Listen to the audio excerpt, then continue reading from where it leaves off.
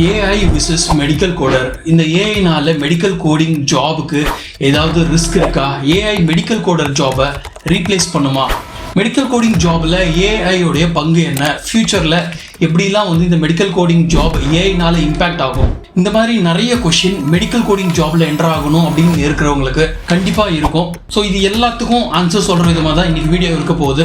So வீடியோவை கடைசி வரைக்கும் ஸ்கிப் பண்ணாமல் பார்த்தீங்க அப்படின்னா மெடிக்கல் கோடருடைய ஜாப் என்ன, ஏஐ அந்த மெடிக்கல் கோடிங் ஜாபில் என்ன பண்ணுது, future of AI medical coding ஜாபை ஏஐ ரீப்ளேஸ் பண்ணுமா பண்ணாதா, இன்கேஸ் பண்ணாலும் பண்ணலைனாலும் மெடிக்கல் கோடர் அவங்களுடைய ஸ்கில்ஸை என்னென்ன டெவலப் பண்ணணும், ஸோ இதை பற்றி தான் நம்ம பார்க்க போகிறோம். Before entering to the topic, உங்களுக்கு இந்த மாதிரி job tips, interview preparation, IT and health care related career guidance வேணும் அப்படின்னா நம்ம சேனல் அஜய் சிச்சார் இன்சைட் மறக்காம ஃபாலோ பண்ணிக்கோங்க. So that you won't miss the updates.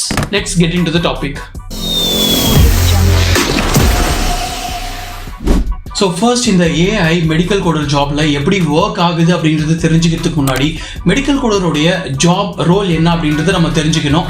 So medical கோடருடைய ஜாப் என்ன அப்படின்றத சிம்பிளாக ஒரு சினாரியோ வச்சு சொல்கிறேன். இப்போ ஒரு patient for some health related ரீசன்னால ட்ரீட்மெண்ட்டுக்காக டாக்டர் கிட்ட போகிறாங்க. டாக்டர் அவங்களுக்கு என்ன ப்ராப்ளம் இருக்குது, என்ன டிசீஸ் இருக்குது, அதை டயக்னோஸ் பண்ணி அதுக்கான ப்ரொசீஜர்ஸ் ட்ரீட்மெண்ட் கொடுத்து அந்த டிசீஸை ட்ரீட் பண்ணுவாங்க. ஸோ எடுக்கிற அந்த கன்சல்டேஷனுக்கு பேஷண்ட் எய்தர் கேஷாக பே பண்ணலாம், அப்படி இல்லைன்னா அவங்கக்கிட்ட ஹெல்த் இன்சூரன்ஸ் வச்சுருந்தாங்க அப்படின்னா அந்த இன்சூரன்ஸ் கார்டு நம்பர் கொடுத்தாங்க அப்படின்னா எடுத்துக்கிட்ட ட்ரீட்மெண்ட்டுக்கான அமௌண்ட் அந்த ஹெல்த் இன்சூரன்ஸ் கம்பெனி ஹாஸ்பிட்டலுக்கு டைரெக்டாக பே பண்ணுவாங்க. ஸோ இந்த இடத்துல தான் மெடிக்கல் கோடருடைய job it plays a vital role.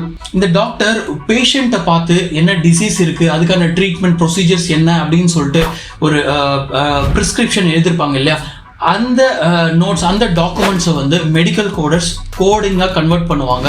பார்க்குற டிசீஸ்க்கும் சரி, எடுத்துக்கிற ட்ரீட்மெண்ட், டயக்னோசிஸ், வேறு ஏதாவது அதர் சர்வீசஸ் எடுத்திருக்காங்களா, இது எல்லாத்தையுமே கோடாக கன்வெர்ட் பண்ணுவாங்க இன்சூரன்ஸ் கிளைம் பண்ணுறதுக்காக.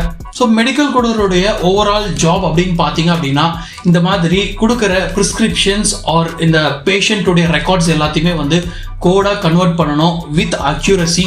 இதுதான் ஒரு மெடிக்கல் கோடருடைய nature of work. So medical கோடருடைய nature of work, job role என்ன அப்படின்றது பார்த்தோம். இதில் ஏஐ என்ன பண்ணுது, ஏஐயோடைய ஒர்க் என்ன மெடிக்கல் கோடிங் ஜாப்ல அப்படின்னு பார்த்தோம்னா, இப்போ நான் ஃபர்ஸ்ட் சொன்ன மாதிரி பேஷண்ட்டுடைய ரெக்கார்ட்ஸ், டாக்குமெண்ட்ஸ், இது எல்லாத்தையுமே கோடாக கன்வெர்ட் பண்ணணும் இல்லையா. இந்த மாதிரி ஐசிடி, சிபிடி, ஹிக்பிக்ஸ், அதாவது எடுத்துக்கிற டிசீஸ்க்கான ட்ரீட்மெண்ட் ப்ரொசீஜர்ஸ், வேற எதனா அதுக்கு ரிலேட்டடான சர்வீசஸ் எடுத்திருக்காங்க அப்படின்னா அந்த பர்டிகுலர் கோடிங்ஸ் எல்லாத்தையுமே சஜஸ்ட் பண்றது, அந்த கோட்ஸ் எல்லாத்தையுமே ரிவ்யூ பண்றது, ஏதாவது ஒரு எரர், ரெட் ஃபிளாக்ஸ் இருந்தா அதை பாப்அப் பண்ணி நோட்டிஃபை பண்றது, பேஷண்ட்டுடைய ரெக்கார்ட்ஸ்ல அக்யூரசி மெயின்டைன் பண்றது, இந்த மாதிரி வேரியஸ் டாஸ்க்ல ஏஐ ஆல்ரெடி டிப்ளாய் பண்ணி ஒர்க் பண்ணிட்டு தான் இருக்காங்க. அண்ட் இது மூலமா அந்த என்டையர் பில்லிங் சிஸ்டமே ஈஸியாகவும் ஃபாஸ்டனா பண்ண முடியுது அப்படின்னு சொல்லிட்டு ரிசர்ச்லயுமே மென்ஷன் பண்ணியிருக்காங்க. ஒரு ஹியூமன் கோடரை கம்பேர் பண்ணும்போது ஏஐ ஆல்மோஸ்ட் 50% டைம் கன்சப்ஷனை ரெடியூஸ் பண்ணுது அப்படின்னு சொல்லிட்டு மென்ஷன் பண்ணியிருக்காங்க. லெட்ஸ் சே ஃபார் எக்ஸாம்பிள், இப்போ ஒரு ஹியூமன் மெடிக்கல் கோடர் ஒரு 2 hours ஒரு கோடிங் பண்ணுறதுக்கு எடுத்துக்கிறாங்க அப்படின்னா சேம் அதே ஒர்க், அதே கோடிங்கை ஏஐ 1 hourலேயே முடிச்சிடுற மாதிரி சொல்கிறாங்க. ஸோ அந்த அளவுக்கு ஏஐ ரொம்ப ஃபாஸ்டராகவே ஒர்க் பண்ணுது மெடிக்கல் கோடிங்கில், அதையும் ஹைலைட் பண்ணியிருக்காங்க. பட் ஃபாஸ்ட்டாக ஒர்க் பண்ணுறது அப்படின்றதுக்காக தட் டசன்ட் மீன் அது ரொம்ப எஃபிஷியண்டாக ஒர்க் பண்ணுது, அக்யூரேட்டாக ஒர்க் பண்ணுறது அப்படின்றத அர்த்தம் இல்லை. அந்த ஒரு அக்யூரசி அப்படின்ற அந்த ஒரு விஷயம் பார்த்தீங்க அப்படின்னா ஸ்டில் ஹியூமன் கோடர்ஸ் கிட்ட தான் இருக்குது.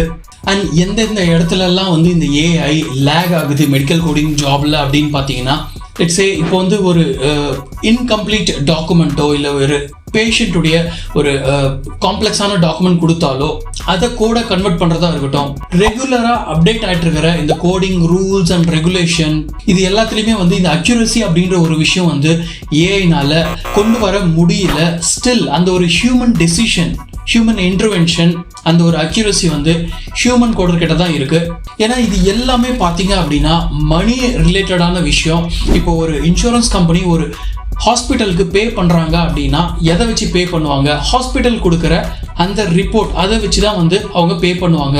இந்த டாக்குமெண்ட்ல, இந்த ரிப்போர்ட்ல ஏதாவது ஒரு மிஸ்டேக் இருந்தது அப்படின்னா கிளைம் ஆர் செட்டில்மெண்ட் அதுக்கு ரிலேட்டடாக வந்து கன்வெர்ட் ஆகிடும், பெரிய மிஸ்டேக் ஆகிடும். அண்ட் இது வந்து லீகல் ரிஸ்க் வரதுக்கான சான்சஸ் கூட இருக்கு. ஸோ ஏஐ என்னதான் வந்து ஃபாஸ்ட்டாக மெடிக்கல் கோடரை விட 50% டைம் கன்சப்ஷன் ரெடியூஸ் பண்ணாலுமே இந்த மாதிரி நிறைய இடத்துல வந்து லேகாக தான் இருக்கு. ஸோ ஃபியூச்சரில் இந்த ஏஐ அண்ட் மெடிக்கல் கோடர் இந்த ரெண்டு காம்பினேஷன் வந்து பார்த்தீங்க அப்படின்னா versus AI versus medical coder இந்த மாதிரி போக சான்சஸ் ரொம்ப கம்மி தான். ரொம்ப கொலாபரேட்டிவாக, அதாவது சேர்ந்து ஒர்க் பண்ணுற மாதிரி தான் இருக்கும். Technology, AI technology plus human medical coder. Let's say அந்த ஒரு initial level of screening, initial level of coding பண்ணுறது ஏஐ பண்ணலாம். த ரிமைனிங் காம்ப்ளெக்ஸ் டாஸ்க், அந்த கோட்ஸ் எல்லாமே வந்து கரெக்டாக இருக்கான்னு சொல்லிட்டு ரிவ்யூ பண்ணுறது.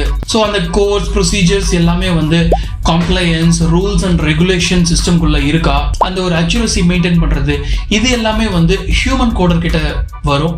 அண்ட் இந்த ஒரு கொலாபரேஷன் வந்து பார்த்தீங்க அப்படின்னா மெடிக்கல் கோடருடைய நேச்சர் ஆஃப் ஒர்க் மாறத்துக்கான சான்சஸ் கூட இருக்குது. ஃபியூச்சரில் மெடிக்கல் கோடர் வந்து பார்த்தீங்க அப்படின்னா ஏஐ ட்ரைன் பண்ணுற மாதிரியான ஆப்ஷன் கூட வரும். ஸோ இந்த மாதிரி ஒரு பாசிபிலிட்டிஸ் இருக்கும்போது மெடிக்கல் கோடர்ஸ் என்ன பண்ணணும் அப்படின்னா அவங்களுக்குள்ள இருக்கிற அந்த டெக்னிக்கல் ஸ்கில்ஸ், சாஃப்ட் ஸ்கில்ஸ், இது எல்லாத்தையுமே வந்து அவங்க டெவலப் பண்ணணும். மேபி ரெகுலராக அந்த கோட்ஸுடைய ரூல்ஸ் அண்ட் ரெகுலேஷன்ஸ் வந்து அப்டேட் பண்ணிகிட்டே இருக்கிறது, காம்ப்ளெக்ஸ் கோடிங் இதுக்கு ரிலேட்டடாக வந்து ப்ராக்டிஸ் பண்ணுறது, ஏஐ டூல்ஸ் நிறைய கற்றுக்கிறது, காம்ப்ளையன்ஸ், அனாலிட்டிக்ஸ், ஹெல்த் கேர் இன்ஃபர்மேட்டிக்ஸ் இதுக்கு ரிலேட்டடான ஸ்கில்ஸ் எல்லாமே வந்து டெவலப் பண்ணுறது. மேஜராக இதில் ஃபோக்கஸ் பண்ணாவே போதும்.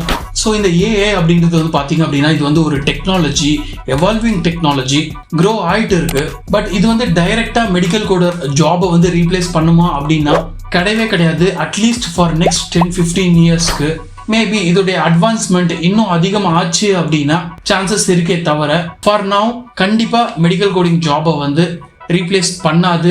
ரிஸ்க் ஃபேக்டர் ரொம்ப கம்மி தான். அண்ட் இது எதை பேஸ் பண்ணி நான் சொல்கிறேன் அப்படின்னா ஹியூமனுடைய டெசிஷன், ஹியூமன் இன்டர்வென்ஷன் அதிகமாக இருக்கிற எந்த ஜாபாலையுமே ஏஐ அவ்வளோ ஈஸியாக ரீப்ளேஸ் பண்ண முடியாது. நிறைய பேருக்கு இருக்கிற ஒரு வீக்னஸ் என்ன அப்படின்னா புதுசாக ஏதாவது ஒரு டெக்னாலஜி க்ரோ ஆகுது அப்படின்னா அதை பார்த்து பயப்பட ஆரம்பிச்சிருவாங்க. இப்படி தான் இந்த கம்ப்யூட்டர் ஃபஸ்ட்டு எவல்யூஷன் அந்த க்ரோத் அட்டென்ட் பண்ணும் போது கம்ப்யூட்டர்னால என்னென்ன பாதிப்பெல்லாம் வருமோ அப்படின்னு சொல்லிட்டு பயந்தாங்க.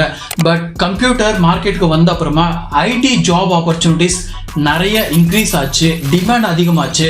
அதே மாதிரி மொபைல் ஃபோன் இன்னும் நிறைய சொல்லிட்டே போகலாம். ஸோ எப்போல்லாம் டெக்னாலஜி வந்து க்ரோ ஆகுதோ அதை நம்ம லேர்ன் பண்ணி அதோட அடாப்ட் பண்ணணும். அப்படி பண்ணல அப்படின்னா மேபி அந்த டெக்னாலஜி நம்மளை ரீப்ளேஸ் பண்ணுதோ இல்லையோ அந்த டெக்னாலஜியை தெரிஞ்சவங்க வந்து நம்ம இடத்த வந்து ஃபில் பண்ணிடுவாங்க.